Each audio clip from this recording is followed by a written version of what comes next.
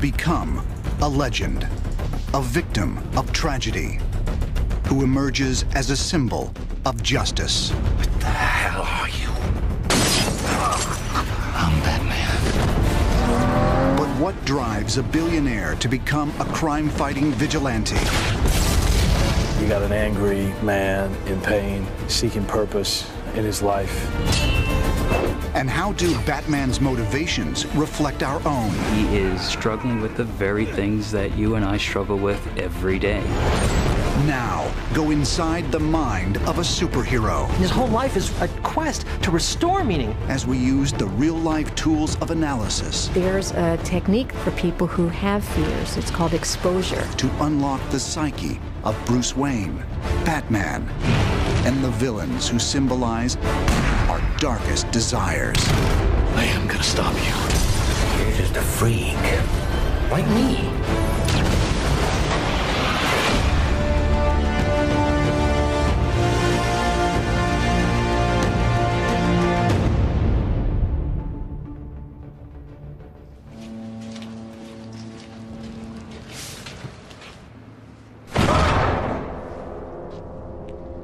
Hey. Stace.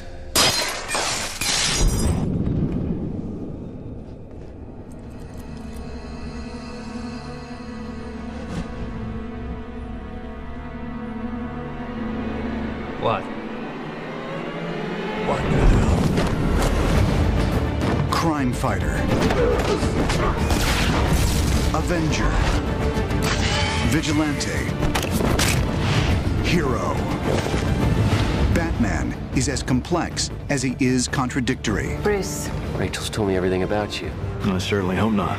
Exploring his character can be a revealing test for the viewer. Because in Batman, we can find the heroism, the fear, and the darkness inside us all. The brainchild of creator Bob Kane, Batman debuted in the pages of Detective Comics in 1939. It was the decade of the Great Depression, urban expansion, and violent crime. Since then, billionaire Bruce Wayne and his masked alter ego have been shown as everything from a mob-crushing crime fighter to a kid-friendly superhero.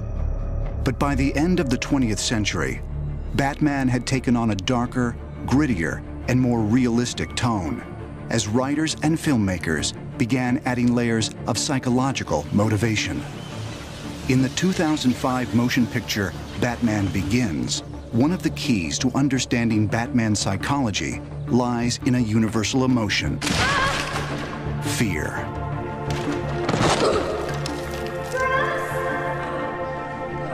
In the film, young Bruce Wayne develops a paralyzing fear of bats.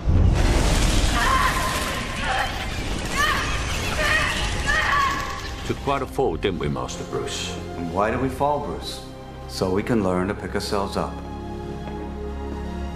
Fear is one of the fundamental psychologies of childhood. And learning how to deal with the fact that we will be afraid, but we will go on to do things despite our fears. You know why they attacked you, don't you? They were afraid of you. Afraid of me? All creatures feel fear. Even the scary ones. Especially the scary ones. One of the interesting things about Batman Begins is it gave us a little more glimpse into the young Bruce Wayne.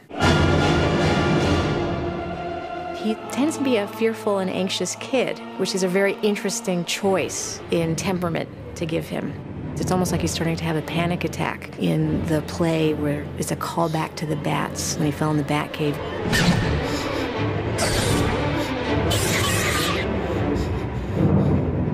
Can we go? He causes his parents to leave the theater because he gets really anxious. Please.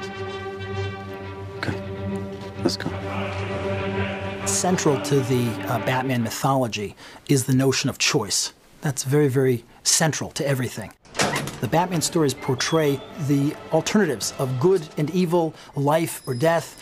In Bruce Wayne's case, he was confronted with the most horrible tragedy one could imagine. Wallace, Joey, come on, fast. That's fine.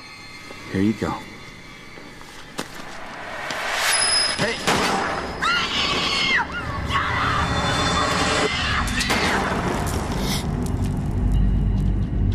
Bruce Wayne is a very plausible character psychologically. Kids generally, even if they're not directly responsible for some terrible event, generally personalize the event and take responsibility for it. Don't be afraid.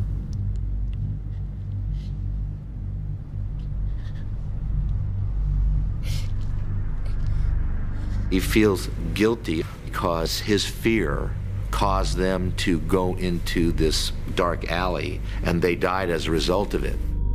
The death of Bruce Wayne's parents is an integral part of the Batman mythology and was first depicted in the November 1939 issue of Detective Comics.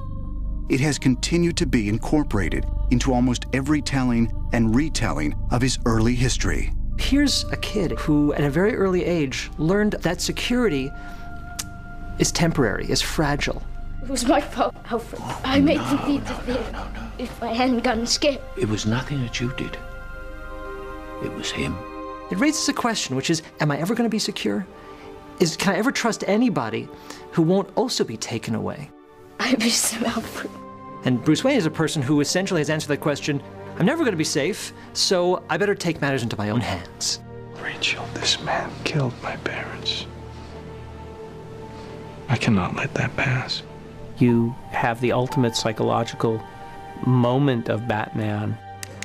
They're in the courtroom where his parents' murderer is on trial, and he has a gun in his pocket, and he has to decide whether or not to use it. There is a member of the Wayne family here today. Has he got anything to say? That's the character's moment of growth and judgment.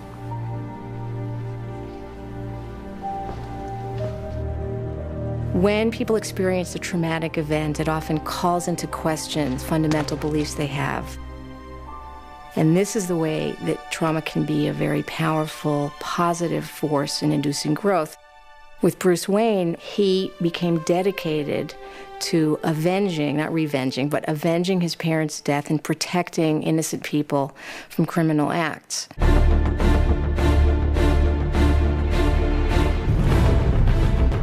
And many people, in fact, who have experienced the trauma go on and become social activists in some way. What are you seeking? The means to fight injustice, to turn fear against those who prey on the fearful.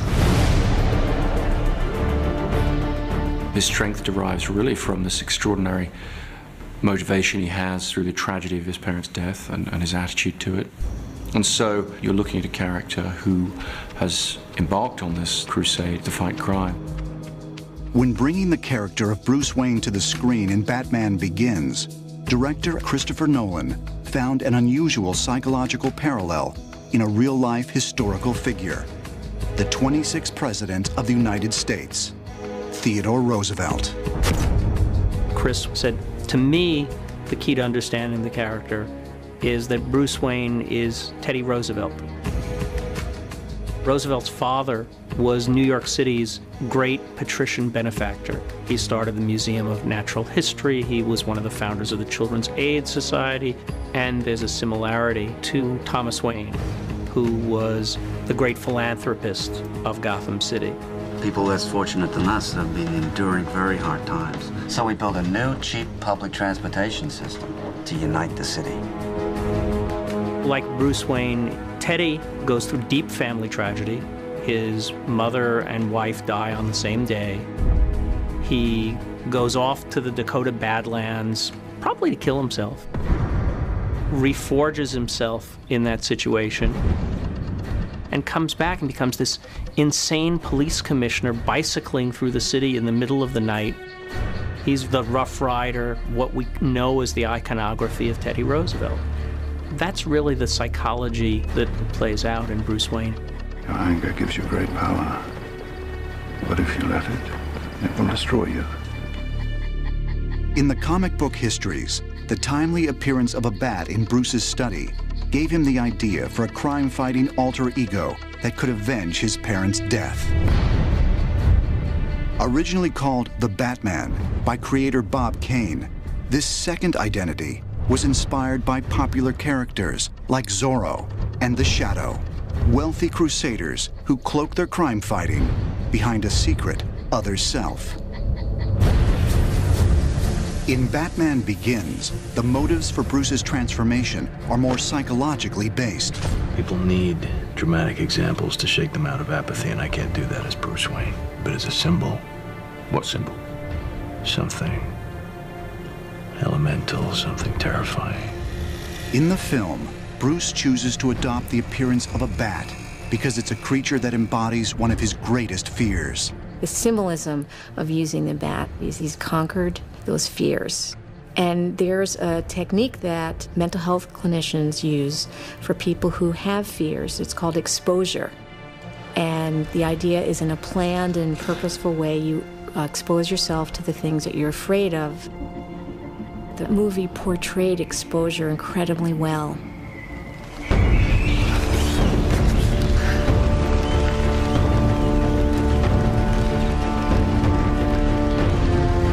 He stays with the fear until he calms down and sees that he's okay. It's just a wonderful example of how people become afraid of things and they can become unafraid of them. The murder of Thomas and Martha Wayne instilled a sense of purpose in the life of their orphaned son. But as Batman, that life is far from easy. And each day, Bruce Wayne's psyche is divided between his normal self and his secret identity, which raises a fascinating question. Who is the real person?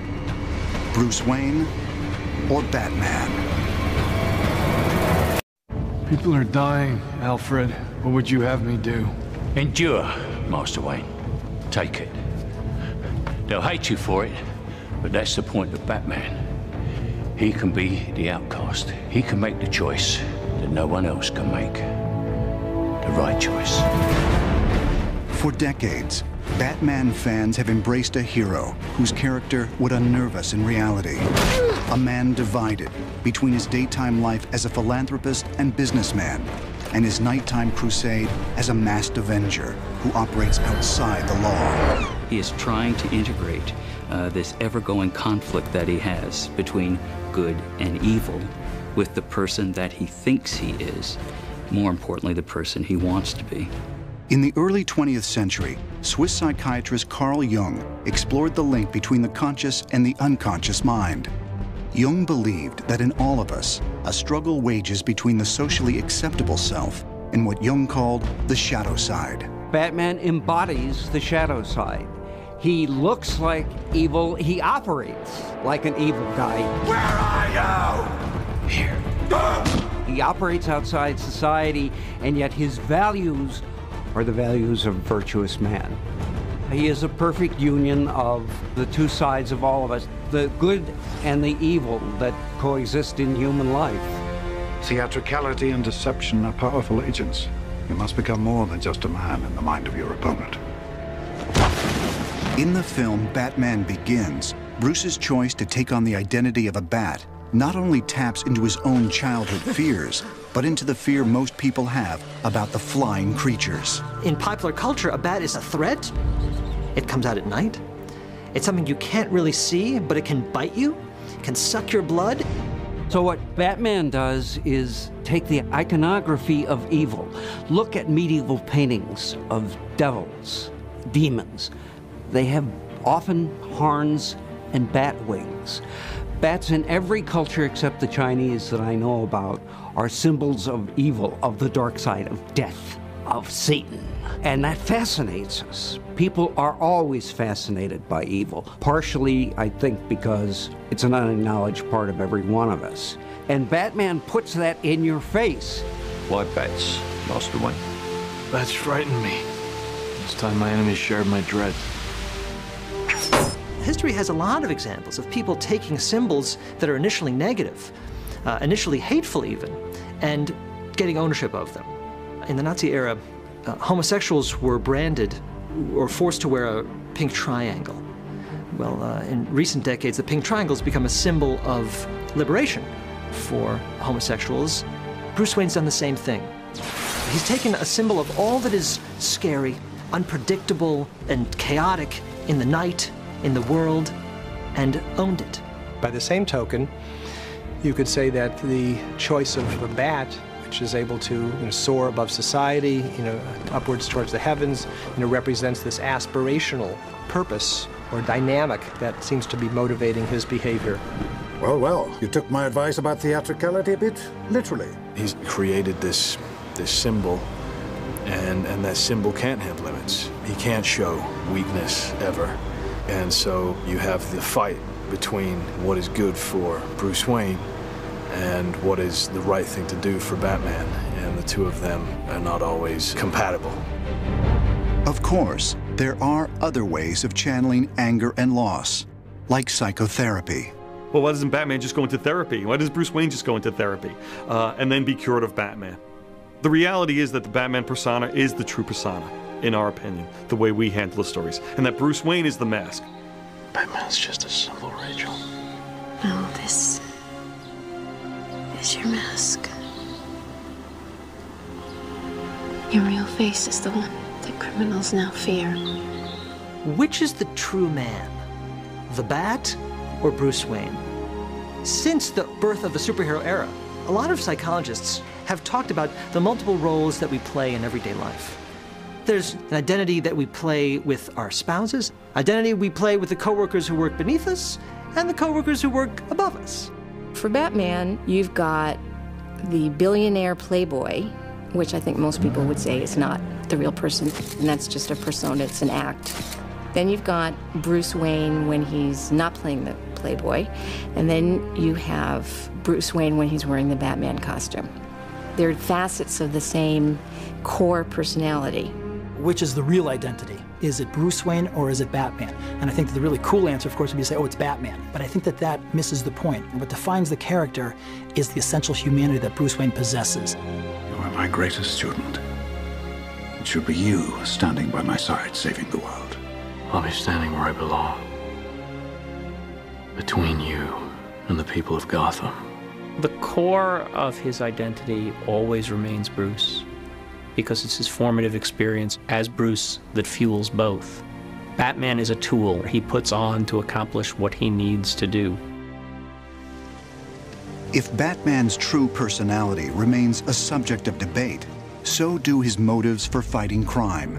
History and fiction are filled with figures who remind us that one person's hero is another person's vigilante. In the letter of the law, Batman is a vigilante. He has identified the white and the black, the right and the wrong, and lives by that code much more strictly than anybody else does. Laws are open to interpretation. Batman's law is not. Where were the other drugs going? I don't know. I swear to God. Swear to me! We have always glorified various vigilantes, whether we're talking about Robin Hood, robbing from the rich and giving to the poor. There is this persona that makes us feel good. The problem is that when we start engaging those behaviors in an organized society, in a way that allows the citizenry to make a determination about who should be punished and how and when, we run the risk that their idea might not match up with the idea of the masses.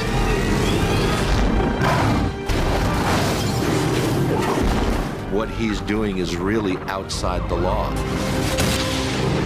But as a citizen of Gotham, he really didn't have any choice because the law was so corrupt, he couldn't work within the law.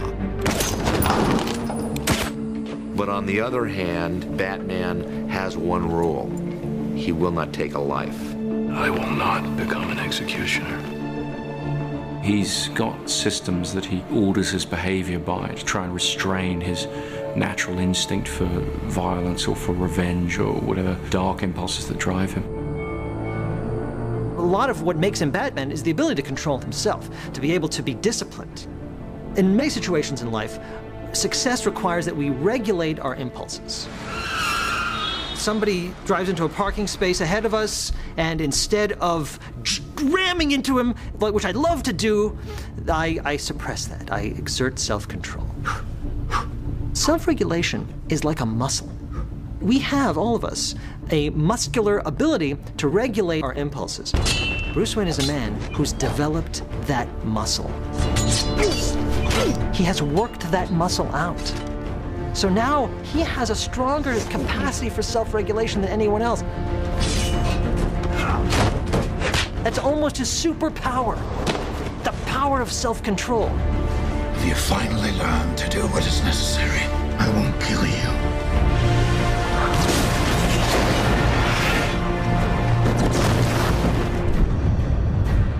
Occasionally, Batman's critics have accused him of suffering from a hero complex, an obsessive compulsion to help others and right wrongs, as defined by psychologist Carl Jung. Batman has this obsession with keeping things under control and making sure that the law is obeyed and that the innocent are not hurt. But his obsession leads him to pretty much cut out from his life anything that doesn't add to his mission as Batman. He's obsessive-compulsive about that. I brought a story once where he's in the middle of an important business meeting, and it's late in the afternoon. He's discussing million-dollar business, and he stops paying attention, and he's simply watching the sun go down. And the second the sun vanishes behind the horizon, he goes, "Meeting's over, I've got to go." He cannot stop being Batman. It's much easier to stop being Bruce Wayne. So once you understand that, then you can understand why he is motivated and why he continues to behave in the way he does. Batman's behavior includes his choice to deny himself a lasting romantic relationship.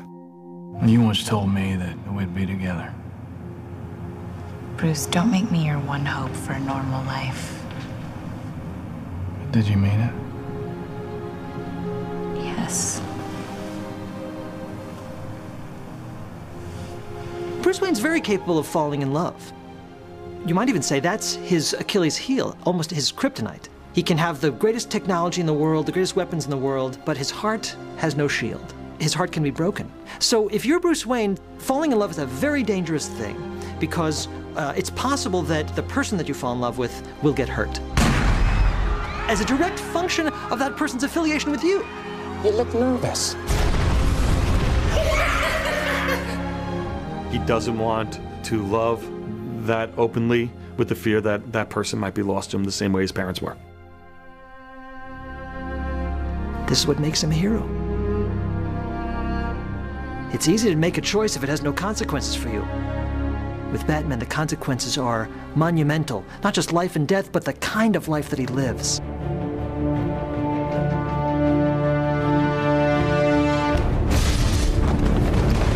Though Batman recognizes the line dividing justice and injustice, other Gotham creatures of the night see no such distinction. Nothing to fear. And these denizens of darkness relish the chance to perform acts of unspeakable evil. And here we go. It's okay. No one's gonna hurt you. Of course they are. Crane? No, Scarecrow. Their names have become iconic. The Joker, Scarecrow, Riddler, Penguin, Catwoman, Two-Face. In the annals of superhero history, Batman's enemies are the most psychologically scarred, walking definitions of dysfunction, whose vicious deeds often evoke the violent and perverse acts of real-life criminals. One of the most enduring things about Batman is his rogues gallery, the villains. Because, as I like to say, the rogues define the hero. The greater the threat, the greater the hero. Demonstrating everything from psychopathology to narcissism, Batman's arch-enemies also offer twisted mirror images of Batman himself. His villains, like Batman, experienced a tragedy. But he responded by saying, I'm going to spend my life restoring justice to the world. His villains didn't make that choice. There are plenty of villains that are just as obsessed, but they feel that anything bad that happened to them is something that they need to get payback from the world from, you know. Whereas Batman had the exact opposite point of view. Something bad happened to me, I'm gonna make sure it never happens to anybody else. Every one of the villains takes what Batman uses as a strength and makes it a weakness. So therefore, Batman sees how his methodologies can go horribly wrong if he goes over a certain line. Penguin is bureaucracy gone bad. If Batman or Bruce Wayne let his foundation be used immorally, he could become what Penguin is. As depicted in the film The Dark Knight, Harvey Dent, also known as Two-Face, is a prime example of a Batman hero turned tragic villain. Harvey Dent is one of the great characters from the comics, and he has a fantastically interesting arc because he's somebody who starts out as a good guy. He is a DA. The night is darkest just before the dawn. But then a great tragedy happens to him and he becomes something else. You either die a hero, No! or you live long enough to see yourself become the villain. Harvey Dent ends up being scarred by one of his adversaries and completely loses his mind. And half the time, he's sympathetic and compelling, and the other half, he's as dangerous as a human being can be. Two-Face is having trouble with the duality, can't reconcile the two halves of himself, has to flip a coin to choose whether to do good or evil. Something freeing about that, also something extremely disturbing, because he's given up his own sense of responsibility because of the coin. Two-Face could be described as exhibiting a dissociative disorder, a person who literally is giving you two personalities. When someone begins to truly develop an alternative identity or a true alter ego, we move from what may be the normal to something much darker, much more pathologic, in fact, ultimately, quite psychotic. Other psychological ailments are clearly expressed by many of Batman's villains. The Riddler can't commit a crime without leaving behind a self-incriminating clue, the classic calling card of a narcissist. Individuals who are narcissistic, they engage in the behaviors because they want to be noticed. You can look at someone like Ted Bundy, who committed a series of homicides. And yet he loved that he could thumb his nose in the face of law enforcement, giving them clues of where bodies were left, pointing in many respects to himself and defying them to catch him. That type of attention-seeking behavior is narcissism. Would you like to see my mask? I use it in my experiments. In Batman Begins, the Scarecrow is one of the most terrifying of villains. These crazies, they can't stand it. A sadist in the position of power. Just your day.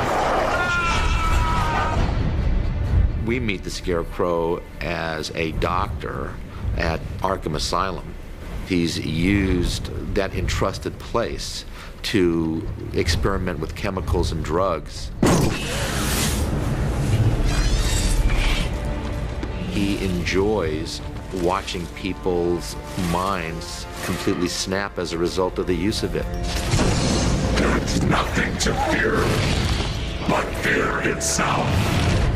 Scarecrow uses fear as a tool to ultimately get what he wants, independent of what it might cost others.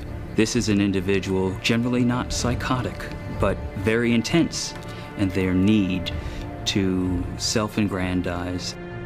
A individual like the Unabomber, Theodore Kaczynski, part of his delusions is that mechanization and modernization is ruining the world, and takes it upon himself to send bombs to computer scientists, professors. He became vengeful. I'm going to take it on society, and thus becomes this murderous, crazy person.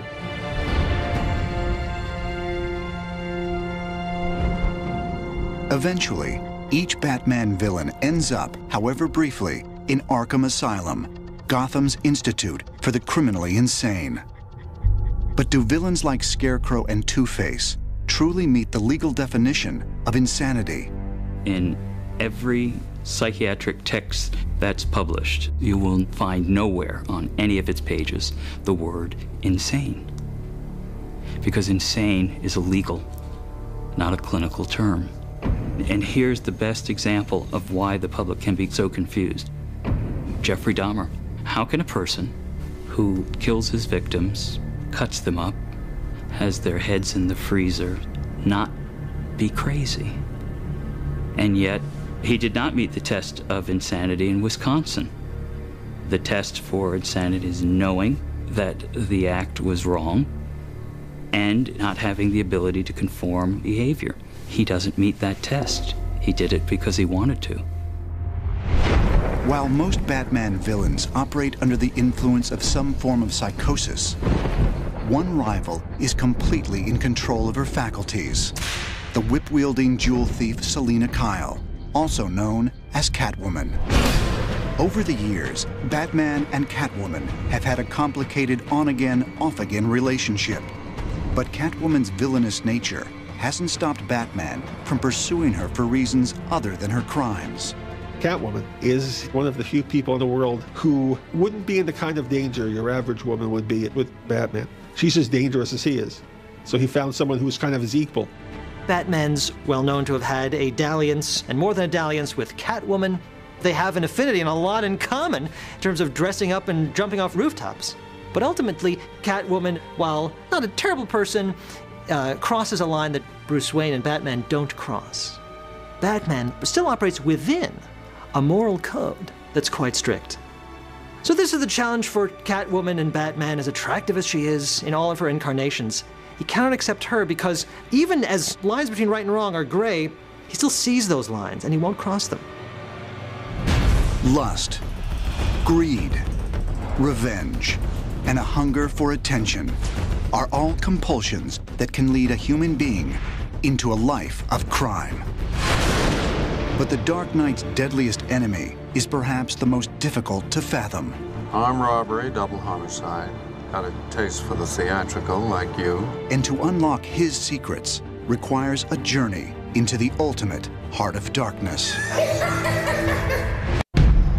A year ago, these cops and lawyers wouldn't dare cross any of you. I mean, what happened? So what are you proposing? It's simple. Kill the Batman. Of all the evildoers in Batman's universe, none is more explosive or unpredictable than the homicidal nemesis known simply as the Joker. Come on, hit me! He represents a kind of chaos, of meaninglessness, of randomness, the idea of the character of the Joker, just the luck of the cards. Here's my card. Introduced by DC Comics in 1940, the Joker initially had no backstory. Over the years, several versions of his history have been written, describing the character's maniacal metamorphosis. One involves a tragedy, in which the Joker fell into a vat of chemicals and became disfigured as a result. The accident not only changed his appearance, but also twisted his mind. You don't know what makes him tick. Maybe he won't kill you, maybe he'll hand you a $1,000 bill. He'll probably kill you, but you can't be sure. So in that way, he's a perfect villain for Batman. Most characters can justify the terrible things they do as, I'm doing this for my family, I'm doing this because the world hates me, I'm doing this because... pick an answer. The Joker does it because I'm as nutty as a squirrel, and I'm proud of that. Some men aren't looking for anything logical.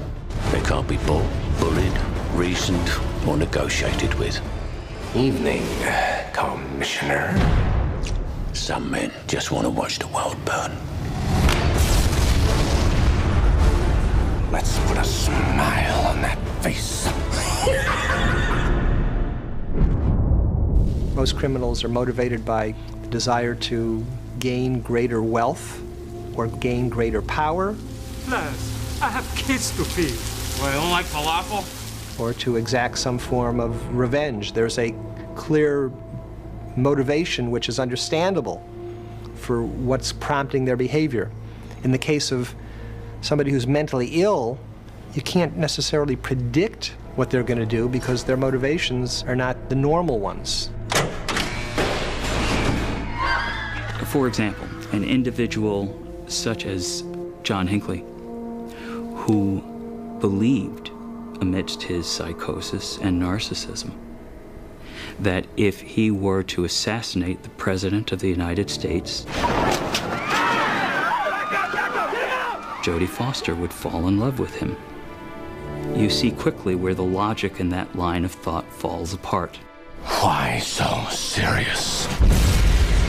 And the Joker has an agenda of chaos. He's a unique villain in that he is not even necessarily after money or power or any of those traditional things. So that's really the hardest kind of evil to fight because you can't bargain with it. Well, hello, beautiful. In The Dark Knight, the battle between Batman and the Joker is taken to the ultimate level. A little fighting here. I like that. And you're gonna love me. I always felt, as Batman, that there was a great curiosity about this Joker because he hadn't come across anybody like him before.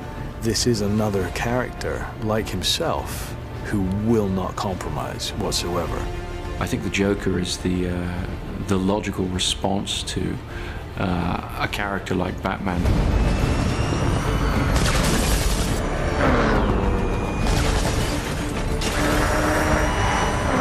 Partly because Batman, having raised this extremity of behavior in Gotham, he's putting on a mask, tapping into people's fears, and there's all of the technology he employs.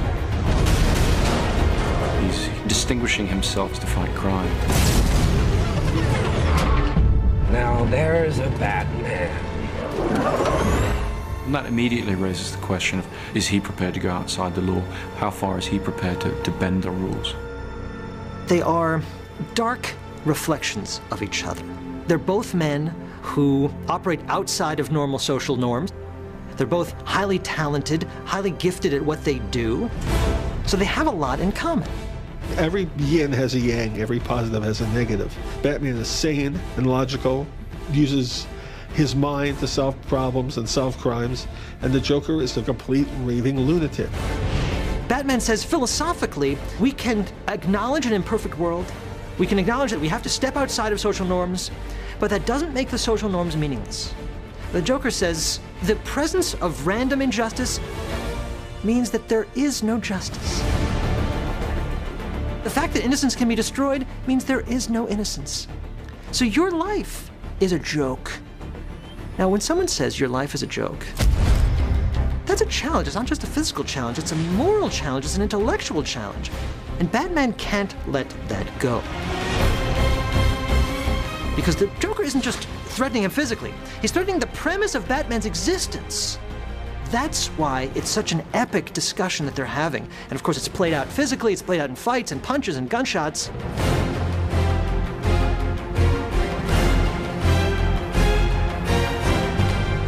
Ultimately, it's a philosophical conflict, and not one that's easily resolved. The Joker wants to see that everybody has a price, that nobody is pure, and that even Batman can be bought or can be leveraged in such a way that he would compromise his principles. Whatever the psychological cause of characters like the Joker, the villains of Batman have given us indelible images of the power of the human mind and its capacity for cruelty. Everyone has the capacity to do evil, and everyone has the capacity to do good. Holocaust survivor Viktor Frankl talks about the last of the human freedoms. It's the attitude one is going to adopt towards life. That's the fundamental choice that we retain no matter what we are experiencing, no matter where we are. That notion of choice is fundamental to the Batman personality. I've seen now what I have to become to stop men like him. Batman represents the incredible power that one enjoys when one consistently chooses the same direction, makes the same choice and the right one, to champion good, to choose to affirm life. Beyond the thrill of his adventures, Batman gives the world something greater. His internal struggles offer insight into the origins of our own fears, the motivations behind evil acts, and the ways that an ordinary human being can become a hero. He's human. He's one of the few superheroes that's just a normal guy who's willingly dedicated himself to fighting crime, but it's conceivable that it could be you or me. We don't come from Krypton. We don't have superpowers or mutant genes. Batman is in the realm of obtainable.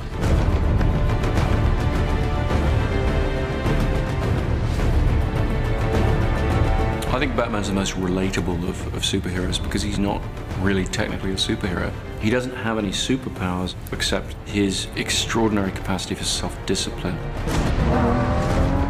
He is what we aspire to be in terms of his power, his wealth, the things that he's able to do. And because of that, we identify very heavily with this man who is struggling with the very things that you and I struggle with every day. We try to build upon our strengths, and we try to minimize those things that are weaknesses. We try to figure out what's going on in this crazy world. Batman reflects the full spectrum of emotional angst and joy and sorrow that each and every one of us experience in life. Bruce is certainly suffering, sacrificing in many ways from this character of Batman, who he has unleashed and who he's really unable to rein in anymore. You're getting lost inside this monster of yours. I'm using this monster to help other people just like my father did. Batman does sit on top of this mountain of anger. I think he's more in control of it than he wants his adversaries to think. He wants his adversaries to think that he might lose it at any minute and kill them, you know. Do I look like a cop?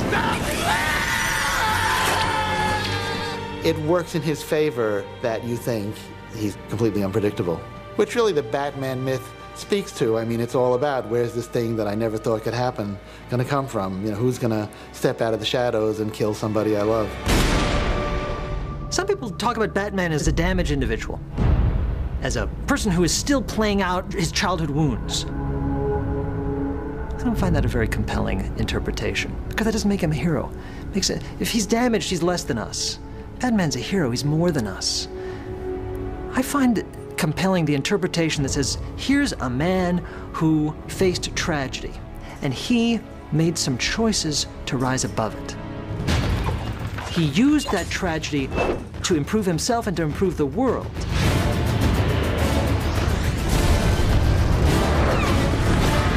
That is a hero. That makes him compelling. The appeal of Batman has been in part to the idea that if something that tragic happened to me, would I have that kind of ability to shape my life that way? I can't tell you how many people who have contacted me and said, I went through tragedy and turned it into a victory. And the Batman's image was ever before my eyes, and I used that image to get myself out of the depths of despair.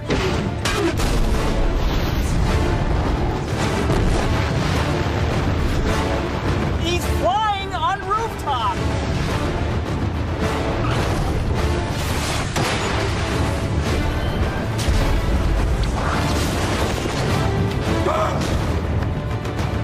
The best thing about Batman is he's not really a superhero.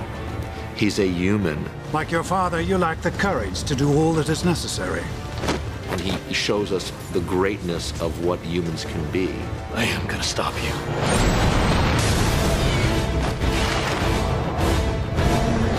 The reason the Batman is a hero is because he's on our side.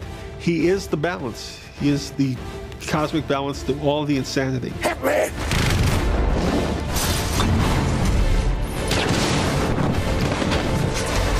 Batman says, we can make meaning in a difficult world. We can pursue justice in an unjust world. Batman's a character that provides us hope that all of us need.